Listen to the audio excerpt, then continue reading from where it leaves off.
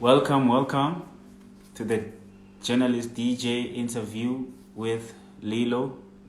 Lilo, what's good? I haven't done this in a while. In over a week. The last interview I did was over a week ago. But yeah, we're back. I'm about to have an interview with Lilo, what's good?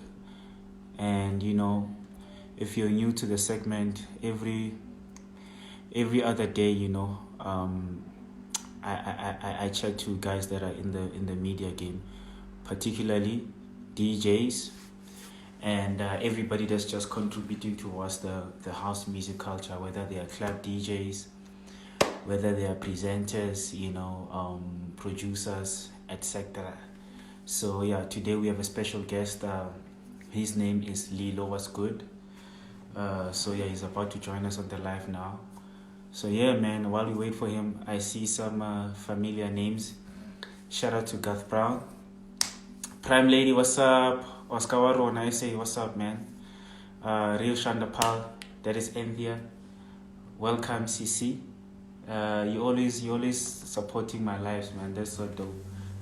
I really appreciate you. And yeah, it's about to go down with Lilo. What's good? Yeah, he just joined. So let me just add him. Hey, Shosho Gath, how are you, brother? Guys, today is cold, hey? Yo, it is cold today. I hope Nonge and Makaya, you are keeping warm. Gath is asking, is it Lilo or is it Lelo? You know what, Gath? I think it's my pronunciation, bruv. It's actually, But hey. he let us know. How are you, brother? Yeah, I'm good, thanks. How are you? I just need to like set this up properly first. Uh, I'm good. It's been I'm, days, weeks. But yeah, I'm out here.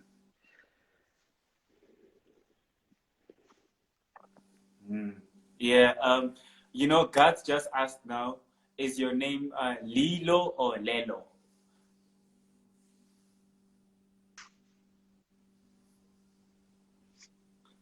I think I lost you for a second there. The network Yeah, is not on our side today. Did it's you not hear the doing the question? things. What is the question? No. I got. I was introducing you. I was saying that my next guest is Lelo, and then you were saying, is it Lilo or Lelo? Because I think I Uh, was it's saying Lilo actually and Lelo. it's actually Lelo, but you know, whatever floats your boat. It's cool either way. You don't mind. I don't mind, but also just like it's Lelo. Like let's just keep it at that. Yeah. Okay. Anyway, man, thank you for joining me. Oh, that's a very cool background that you Thank got there. you.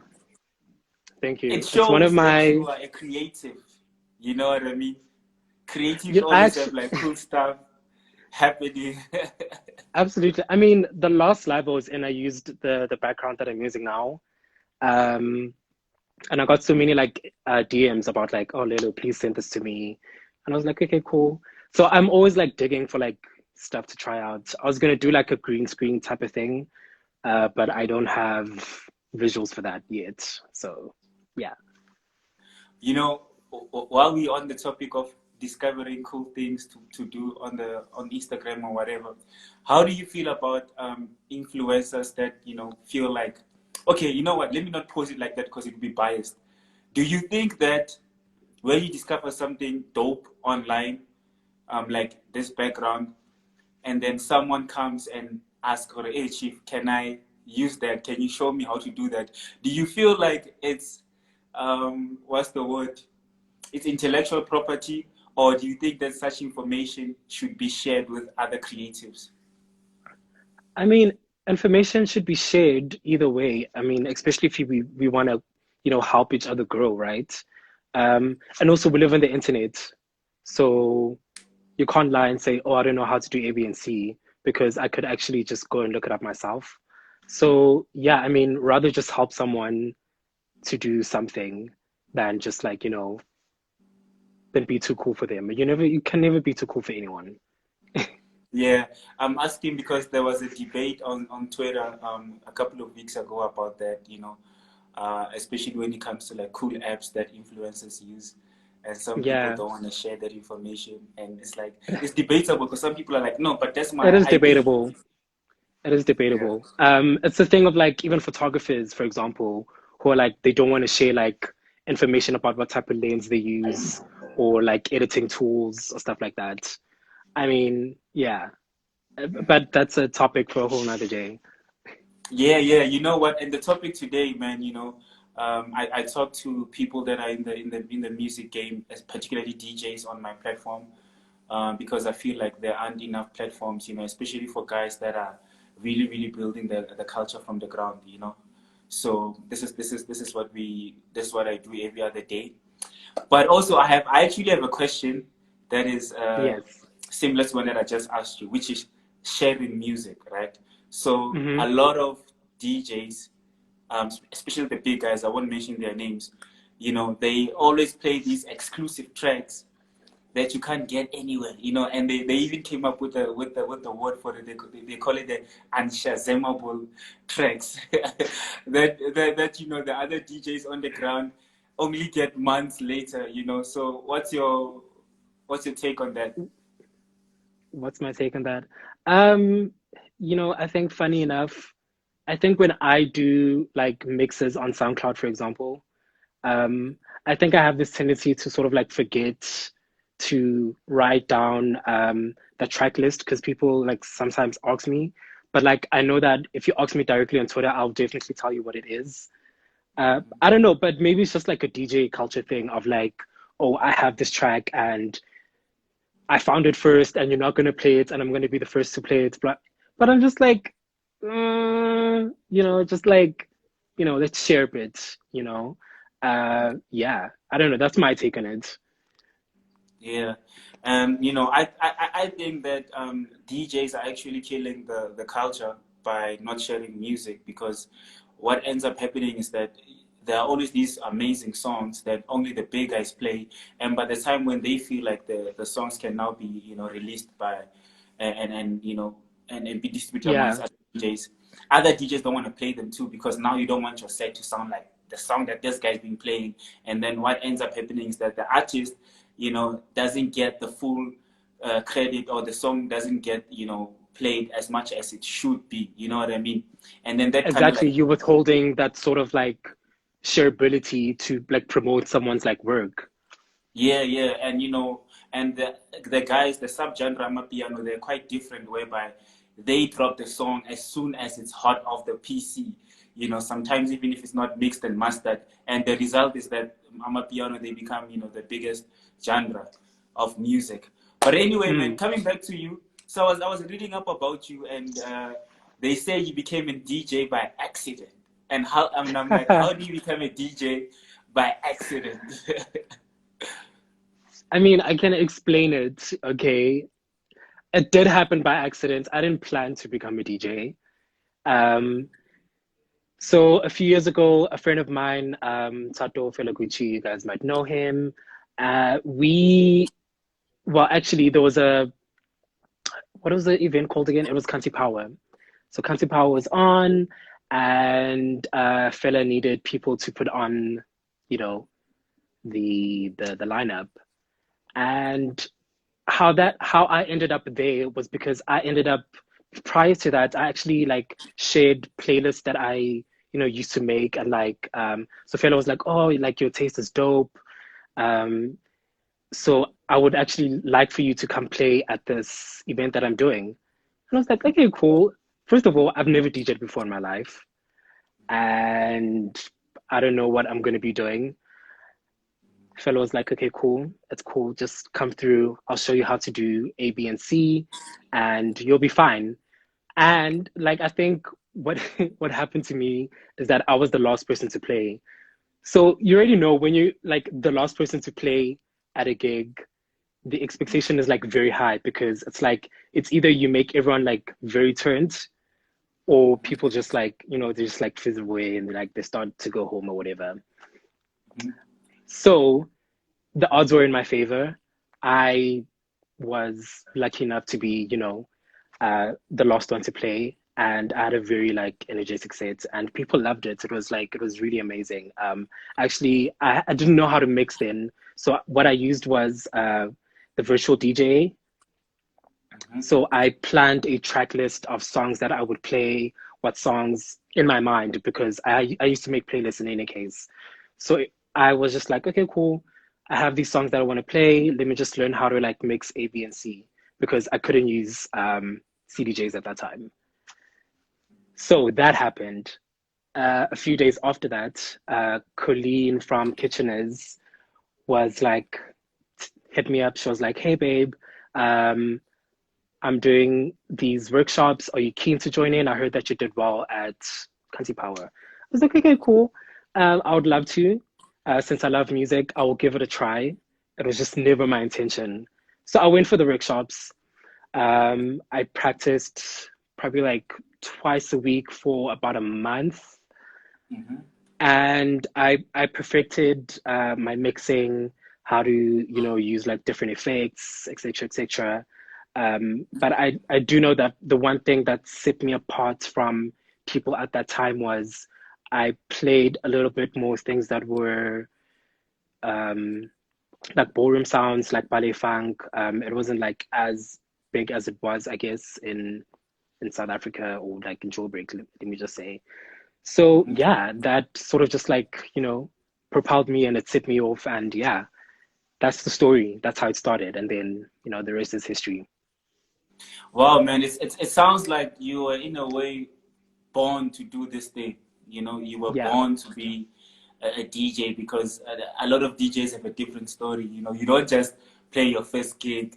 You know, first of all, as a No, DJ, you don't people don't tell you, look, you need to come play at an event, and then after that, people start booking you for shows. So I guess you kind of like had a different journey, and a lot of things happen quick for you. And I remember absolutely. I don't know if I knew it personally at the time, but I remember you played at Boiler Room, which is like something that like it takes DJs 10 years, you know, and then you did it quick in your career. So tell me about that experience. That experience was absolutely mind blowing. It was like the most fun I'd ever had in my entire life, but also it was absolutely nerve wracking. Like, I don't think anyone understands the sort of pressure that platform puts you on because it's like you either do good or you don't. Um, yeah, I mean, it was absolutely nerve wracking, but I did the best that I could. And I knew that straight after that set, people like loved it. They came up to me, they were like, yo, you're so good. They loved the song selection and stuff like that. And I think how that came about was so I'd been DJing for some time. It was about like uh, a year and a half. I'd been also like writing a lot. I also started Vogue nights like a year before that as well. So a lot of things were happening for me at that time. Mhm. And yeah, I literally got hit up and they were just like, yo, would you like to play at this gig? And I was like, okay, shit, this is like really big. So yeah, I mean, it's just it really is amazing. It's like one of those blessings that I will never regret. Like it's one of those things that definitely like set me to be great. Yeah, and would you say like being on that big stage has influenced you to kind of like do other stuff? Because I know you were involved in quite a number of movements in Bram and around Joburg. Can you just tell us some of the events that you do, and how did you get into them? So I started Vogue Nights Josie in 2018. It was in Bromfontein at this place called JNB Hive. People know it because it actually just moved up like up the road. So that happened.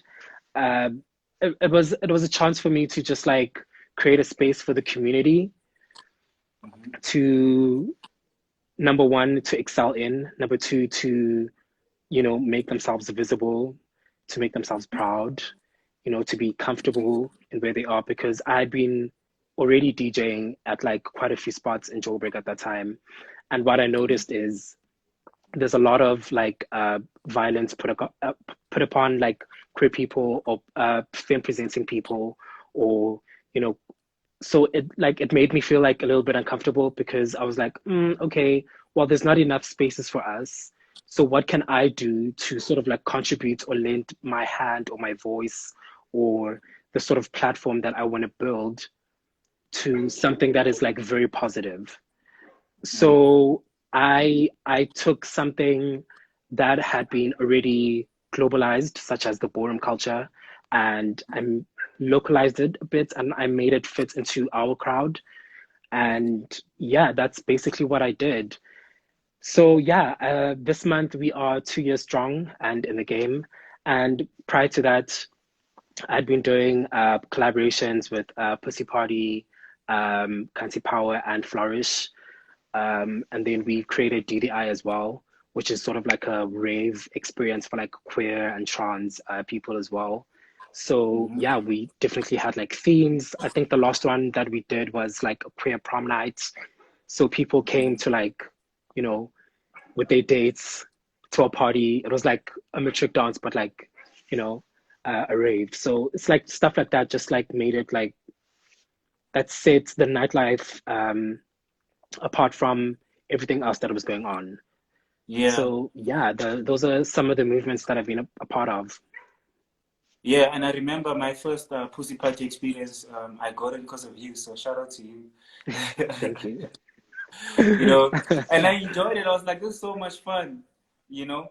Um, Absolutely. but you don't get events like that everywhere else. And I understand, like you mentioned earlier, it's because of how society is. It's not safe. But what do you think? Do you see events like yours blowing up nationwide and possibly maybe being hosted at like a stadium or a bigger venue? I think a bigger venue, yes, but like I think what makes like a ballroom experience is that it's intimate, first and foremost. I wouldn't imagine it um at like a stadium per se. I mean, the Mm, biggest stage that we did was at Afropunk, actually. mm, Afropunk was really dope. As much as it was, on a bigger stage like that, it doesn't feel as intimate as it should be, especially because it's like a ballroom setting, and we need like mhm, more time. So we had to like, cut it down and mhm, stick to the program.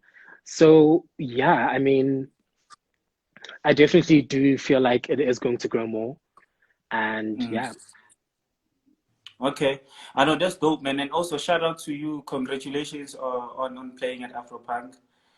thank That you, is that that is thank you. that is big. You It, know, look, I I didn't even I expect it. I really did not expect it. And bro, it who's your came like sangoma, man? Who's your sangoma? Who are your ancestors, bro? How do you get these big deals? What's your secret? no idea. No idea. I think I'm just like authentically myself, and like everything that I do it with passion. And yeah, I don't know, like when I got Afropunk, it was totally out of the blue. And it was like at the beginning of the year. I couldn't tell anyone for like a month. Um, yeah, it was so random. It was just like by email. They sent me an offer, and yeah, that was that. This was before Boiler Room actually. So yeah, Wow. it just sort of happened. I don't know. Like I think that the important thing is that people are watching. Like you never know who's watching you on your social media. Like what are you doing? Like what is this person doing? What are they up to? I Mm. see they're doing A, B, and C and stuff like that. So like yeah. Yeah, and God's just asked a very key question. Is like how did you get what did he say? Oh yeah, how did the partnership with Nike happen? So the partnership with Nike actually happened because of me becoming like a cultural curator of like spaces through Vogue Nights. So they were launching the Air Force One campaign, and they wanted me to be like one of the protagonists for that particular campaign. And it was just like about freedom in like movement, or like having a different voice if you're a woman, or like a queer person. So I Mm-hmm. sort of like, you know, uh, fit into the mold of that. And it's literally just been like, yeah, up to the stars from there. So I'm glad to be part of the family. Okay, cool. And just for the layman out there, what a partnership like that, like what does it entail exactly? Like what is required from you? How do they benefit? Can you just just tell us a bit about that? Like what happens? Do they call you up? Do you have to go to like meetings every other week? How many shoots do you do? Do you sign a contract? Do you get paid money? Do you get paid with sneakers? Like what happens there? Because it looks very glam and cool. Do you get to meet cool people? So yeah, just tell us a bit about that. So I am part of the influencers in the country. So what that entails is I would get products sent to me. So if there's a campaign that's happening, I will definitely like get products, obviously. And there is money involved as well to that. But it would depend on what it is. And I know that there's something happening this month, but I can't say as much. But I can say that when the lockdown happened, like before, like when it began, um, there was a, what is it called again? So they did a campaign. It was called "Play at Home." So it was just like, what are the influencers or athletes doing inside their house to stay like fit, or how are they, like, what are they doing to stay inspired and stuff like that. So yeah, those are the things that it entails. It's like, is it a campaign that's happening? And how do I fit then into that campaign as well? And also because of Vogue Nights, I happened they happen to fit into that sort of space of like, you know, Nike is given a voice to A, B, and C. So yeah, they what they did is they sponsored a few of the events. So we gave like product away to like one of the categories that we Mm-hmm. had, and yeah, that's basically what it entails. God, there's another interesting question. Sure, God, hey, your questions are very good, Chief. Is it and now you're becoming like the face of voices of queer people? Uh, do you feel pressure that you're being recognized as like a face of the queer community? I don't feel a lot of pressure because everything I do it because I'm me, and I always have to be myself in any case. So I think the thing about me is that I'm very outspoken. Mm-hmm. So I don't know, and I wouldn't call myself an activist per se. I feel like what I'm doing is I'm just doing like authentic work, and it just seems to relate to people, or give people a voice, because I feel like not a lot of people want to like speak on these issues. Um, Mm-hmm. so when there's a person or a particular being that gets to have a platform and speak on these certain issues, I think there's a level of like relatability to that. So yeah. Okay, so But no no, there's pressure no at all. pressure, no pressure, no pressure at all. Wow, this is too easy for you. Just rolling it out. You're like, oh, okay, It's keep it's them. it's not even easy. It's just like, but I also have to be like very mindful about like a lot of the things that I say, a lot of things that I do, because I do believe that there are like people who are like looking up to me, and who see the things that I'm doing as well. Mm, So there is pressure in that sense, but I'm not like, you know, yeah. that you know what I find interesting about the type of events that you are involved in, and being a DJ. I know you play a lot of house music. I don't know if you play other genres. That's why we're doing this interview, because I love house music. Is that when you look at the culture of house music and how it began, it has always been like a community, particularly for the queer community, to just be in a safe space and enjoy house music. But for some reason, when it got to SA, it kind of like flipped. Like It in SA flipped. It house, did. It yeah, did. which I find quite interesting because now it's like, and I don't think a lot of people that follow house music are actually aware of the house culture and the people that actually started it Started and it. and, and Exactly. where it comes from, you know, Mm, and what you're doing is that you are taking it back, to what house music is about, which is like an inclusive community, and shout out to Kitcheners absolutely. because yeah, that's a very safe space for creatives, and I think just Brown, as a whole, it's a safe space for creatives. So obviously now there's COVID-19, bro. A lot of things has changed. We don't know what's gonna happen next. So what does that mean for you as a DJ slash promoter? Well, it it absolutely changes everything. I mean, we can't meet up in public, we can't do any sort of like events.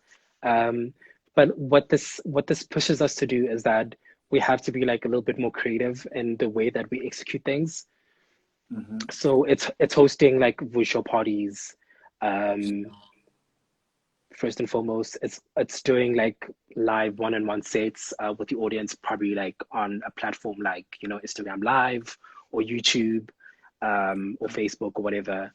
And what I'm seeing now as well is like, especially with like the lockdown house party, I know that MTV is also doing like a basement type of thing, like Rip Your City with like DJs at home. So it's like, it's really nice to see that, creatives and like people in the industry are taking it upon themselves to sort of like keep moving forward. So I Mm. think that's what it means for me. It's just like, we have to look ahead. We can't like be stuck in this thing and be like, oh my gosh, it's like, it's COVID. And it's absolutely serious, but like, some of us still have like lives to, you know, Mm. carry on with. So we have to be a little bit creative and like adjust and be agile with the way that Mm. we do things. Yeah. You know what, man? I think one of the last events that I attended before lockdown was you were playing at in Kitcheners. You had like a screen at the back. Yes. Yeah. That was a lit party, bro. We didn't Oh know that. yeah. Oh yes. I think it was one of the first Thursdays that I hosted. Yeah, that was Yeah, that really. was that was that was a jump. That was everything. The lineup was good. The energy just felt right. It was just like it was Mm. amazing. Yeah. Yeah. So most DJs. So yeah, God is putting me on the spot. Like myself, we're releasing our own music. So yeah, man, are you gonna be dropping your own songs anytime soon, or is that something that you're considering? Yes. Yes. Yes. I have been thinking about it like a lot this year. Um, it's so difficult for me though because I play like so many like different genres, but I'm still finding like the right sort of like sound to like play around with. Okay. So I have been talked I've been in talks with like a lot of like producers, and I've been meaning to like get into studio, but like I can't now because of like COVID. So things have been like in a bit of a hold. But yeah, I have been thinking of like producing some stuff, and I think this is the time now to actually start being a little bit more creative, um, and not box myself into this one little category. So I definitely think that I will, release something one of these days. One of these days, and One of these and and days. okay, are you gonna sing or rap on it or do something like that? As because I know you're a creative, so you're well rounded. No, not even. I'm gonna produce that beat. I'm going to produce that beat. I think I have a very good ear for music. So I think that I definitely will be producing it. So whether it features someone or it doesn't, or if it's like a remix or something, I don't know. Mm. And write to it as well, because you're a writer, bro. Yeah, I'm a writer. I'm a You know, writer. So like so like I might even like write a hook or something, or get someone yeah. to sing it like a vocalist or something. Yeah. And I think that's very interesting. A lot of DJs, or actually a lot of writers, are bedroom DJs, right? And a lot of DJs are aspiring writers, like they want to write and all that, and you're doing the two. So I just want to off ramp a bit and just talk a bit about your writing, man. You're a freelancer, right? So just what have been some of your most interesting work as a writer? Some of my so so I'm a writer first and foremost. I've been writing since I was in high school. So yeah, I mean, I started a blog when I was like 15, and like I didn't know what I was doing at the time, but I knew that I loved writing. And Yeah. I had been like on the internet and like surfing, and it was like, very cool. So, a few years after that, I became a journalist intern for like a media publication. It was called Black Nation. I don't know if they still exist, but they were like Oh, really I, dope. I know Black Nation. Run by Yeah, Caesar. yeah. Yes, yes, yes, yes. So I used to do like a lot of Yeah. their writing stuff. So that's how I like honed my skills and like with interviewing people and like writing pieces. Um, it was a tough journey because wow. Yeah. Anyways, I think a few years a few years after that, um, I had gone into writing for like a little bit bigger publications at that time as well because I'd been like connecting and meeting with like so many people. Mhm. Um, so yeah, that definitely happened as well. But I think some of my biggest achievements so far in writing was writing for Mail and Guardian. I wrote a cover story for them. I wrote like a lot of like feature pieces for the arts and culture section. I also wrote for the New York Times. That was pretty big. It was for the style section that had just come up. So it was like style meeting politics. Mhm. Yeah, I worked with Cal Weeks on that article. It was pretty amazing, and yeah, that was pretty amazing. Uh, what else has been big at that time? Yeah, yeah, I think those are my like biggest achievements, and obviously everything else in between, writing for Afropunk, 10 and 5, becoming an editor. Oh yeah, I became an editor as well for Faculty Press and 10 and Mhm. 5, which is cool. So yeah, it's just like it's been blessings. Man, like I don't even know where to start, bro. Like you've done so much, I've and done so and you're much. I still a could kid, literally man. retire, but like Yeah, like you I sound like am, someone I that just turned am. 60, and you're young. You're in your 20s. Ellie, how old are you, bro? If you don't mind me asking. I'm 24. Damn, and you've Yeah, already done so much. I've already done so much. Like I can just imagine the next 24 years of your life. Like what's gonna Crazy. happen. I'm Wow. thinking I Okay. might, I might, I might self-publish or something like that. I might write a book like by the time I'm 30 or something. You know what, bro? Like I think you can, and I think you should. There are no rules Yeah. anymore. If anything that 2020 has taught us is that there are no more rules. You should just go for your goals. Fact, born free. Yeah, you're a born free. That's Born free. amazing. I mean, exactly. The And sky's the you tive. know, there are journalists that have been at it for many many years, and it's still their dream to be to have a bar line at like a New York Times, and you've already done it, and the way you've been speaking about it, just like, yeah, I've written for is that is Wow. there a publication or a platform that is like you would love to work for or write for? The New York Times. I So mean, I but you've wouldn't already mind done working that. with, yeah, I've already done New York Times. I don't know. I feel like I can do more. Like, I don't know. I could be like an editor there or something. I don't know. But I would definitely want to write for them again. Um, I think I learned so much, especially like writing for such a Western publication. I think like the formatting or like the style that they're writing is like so different from what we do here.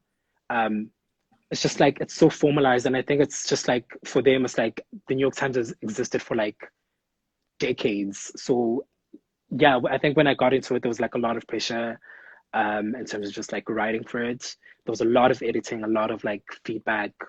Um, I think I did like 5 reverts before I got like the final approval type of thing. Wow. So Wow. it was really hectic. I would definitely love to do that. Um, I think I want to write for a lot more international publications as well, such as like ID or like Paper Mm, Magazine. I'm mm. surprised I haven't done that yet, or maybe I just haven't been like inspired to do that yet. Yeah. Because I know that I would have done it already. But yeah, I Mm. think, if the timing is right, it'll happen. You know what I love about your energy is that, like, you're super confident but not arrogant. You're just like, yeah, yeah, no, I can, I can do this. Thanks. I love that. I love that, man. And obviously with your with DJing and music as well.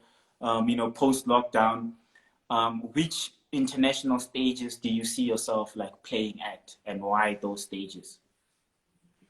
Oh my goodness, international stages. I think I would love to do a boiler room again, but like in Europe or something. Hmm. I'd definitely love to test those waters. I think Europeans definitely have like a taste for like experimental, like sort of like music, whether it's like techno or like house or like, that type of thing. And they would definitely like vibe with that. So I would definitely love to do a boiler room there. What else? I'd love to play at a Coachella. That'd Of be course. great. I think Coachella is just like the last level. I think that's like the final number. It's like once you've done Coachella, it's just like wow, yeah, you really have, Yeah. yeah, yeah. So I Yeah, think and then definitely those two. yeah, man, and playing here in SA is like a bit different. And you're right. I would also love to play in Europe because they go out to listen to new music, like as opposed to here in SA, where people are expecting songs that like they're expecting you to play a certain songs, Like and if you don't hits, play these songs, absolutely, exactly. Like if you're not playing a hit that they've heard on radio, it's just like it's totally different.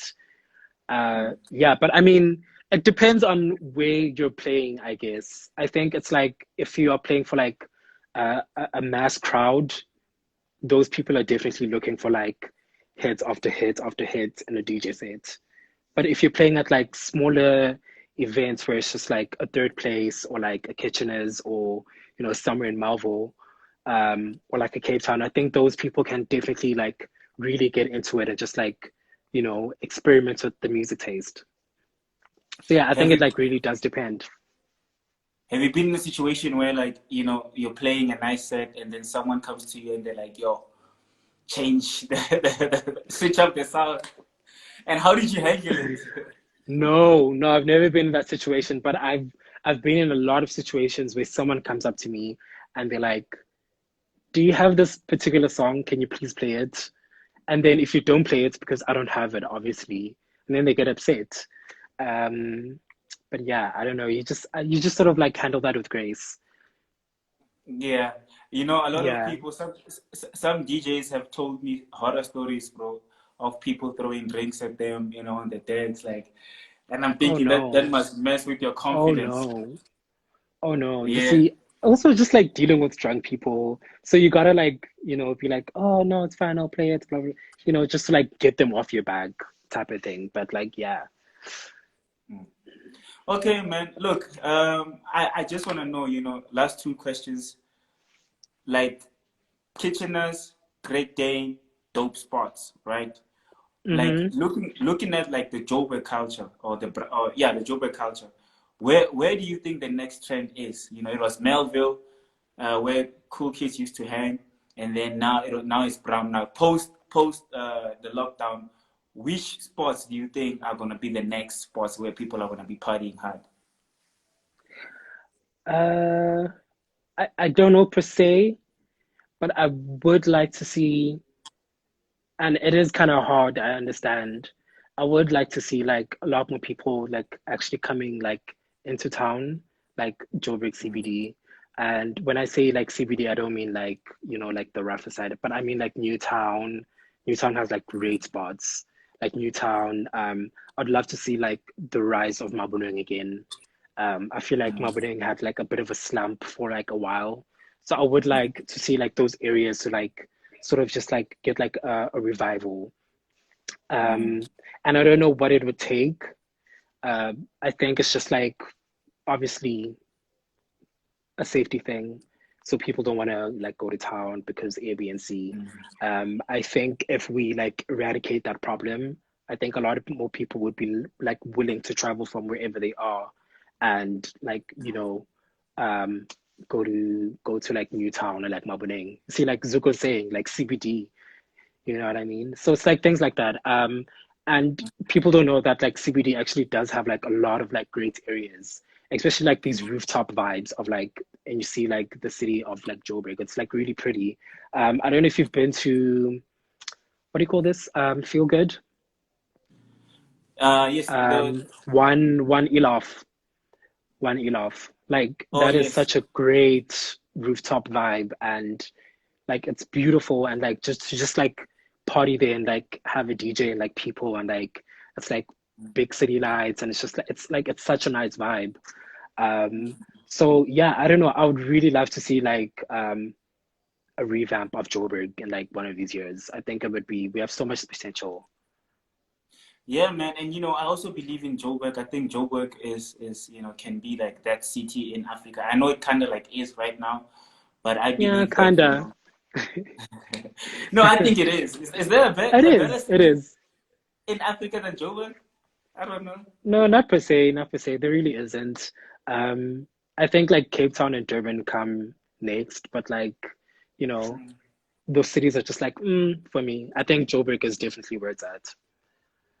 Yeah, yeah, and I believe that South Africa, we are the biggest export of DJs, dope DJs, and I don't believe there's such a thing. I know a lot of people always say, everybody's a DJ in South Africa, but I see it as like, I mean, that's what we do. Like in Switzerland, you don't go like, there's too much chocolate, it's what you're known for. So Exactly.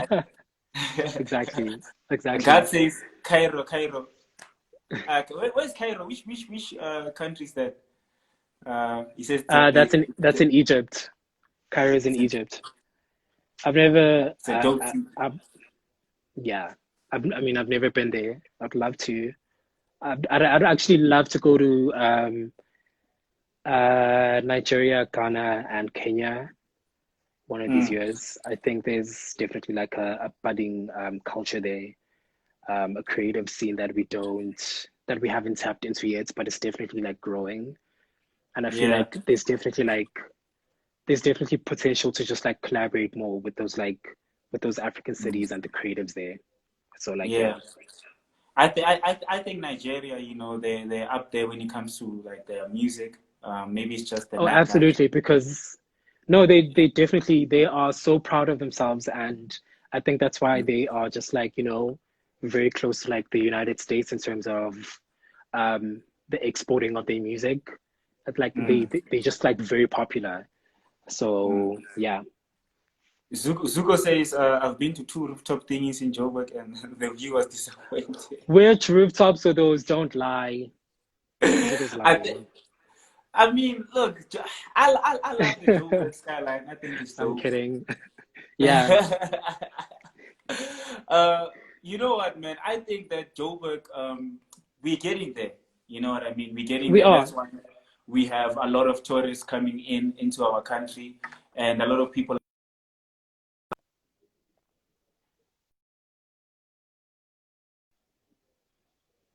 on the plane mode. So now, people are trying to call me, and they know No I'm busy worries. doing. They know I'm busy doing interviews here. And they're trying to call me.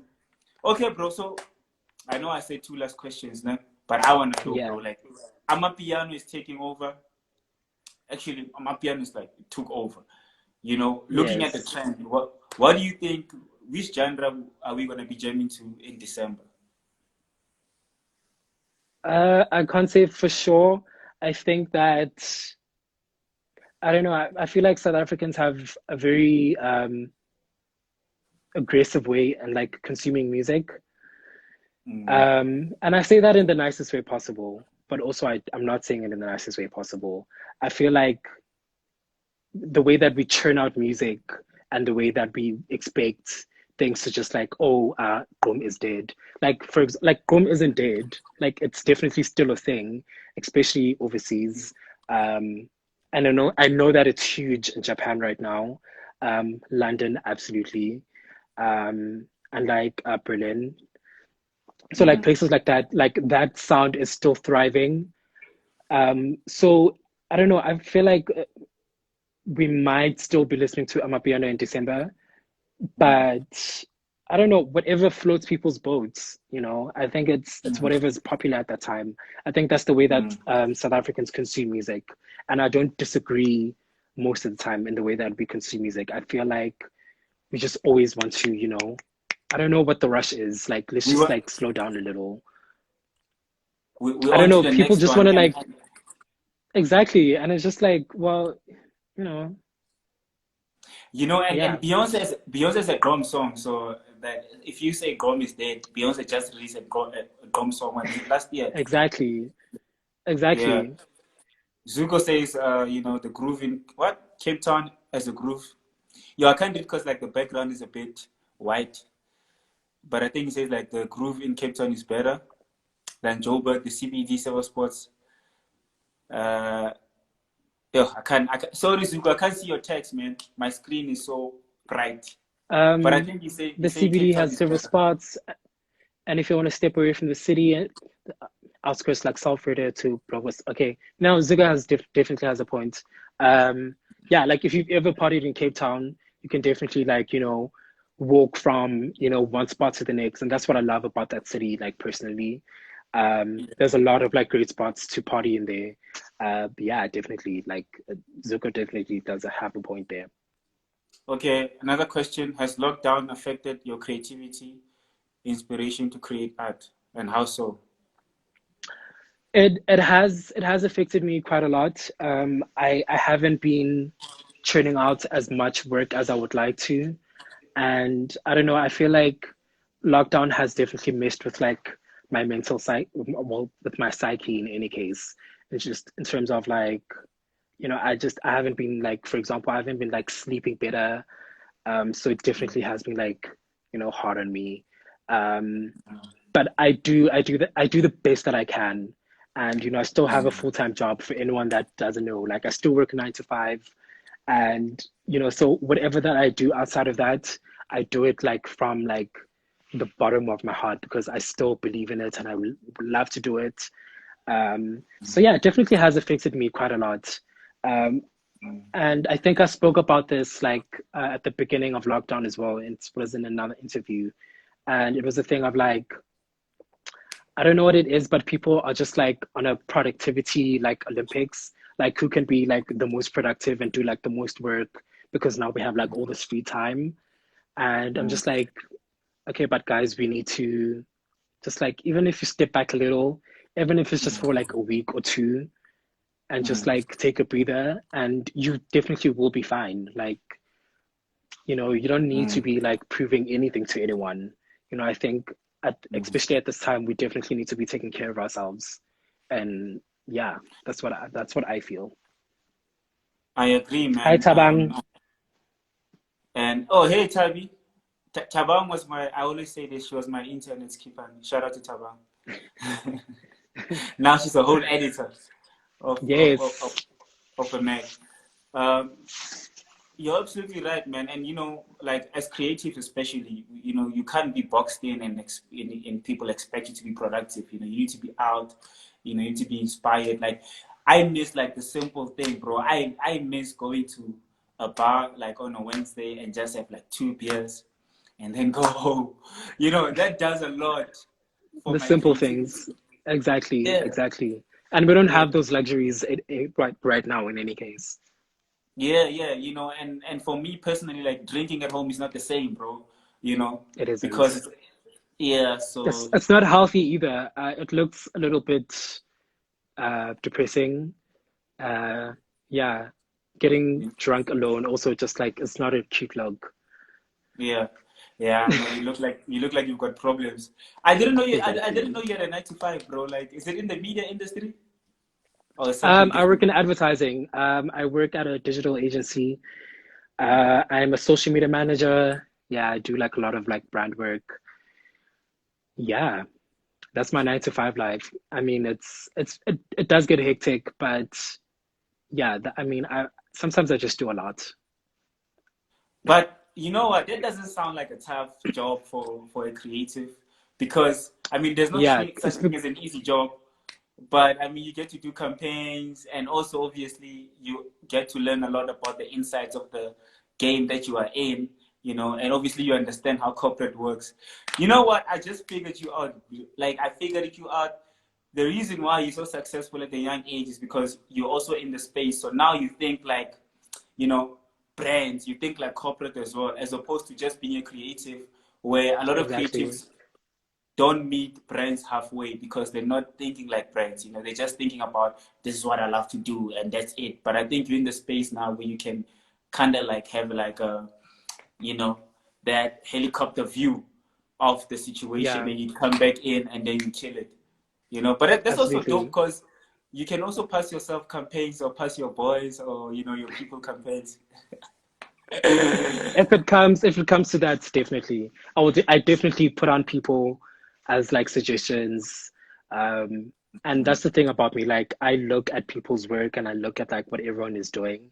And I might not tell you um about, that I'm looking out for you, but like I will definitely do it because, I probably like you and I probably won't even tell you. And I'll just like suggest your name for like something. And, you know, Mm. if you get it, that's cool, and then that's it. Yeah, Taban says you're a writer, DJ, social media manager, and a curator. So what does the end goal look like for you? Taban just joined us, and you touched a bit on it earlier. So yeah, but yeah. Yeah. Um, the end goal for me, it's still pretty unclear now. I think the end goal for me, I think would definitely be like a published like a published author. I think that's definitely something like I spoke about it earlier. Like I think I definitely do want to write a book. I don't know what it's going to be on, or maybe it's going to be like a compilation of essays that I've like collected or written throughout the years. I think that's definitely one of like my end goals. Definitely still want to be like an editor, possibly for like more publications.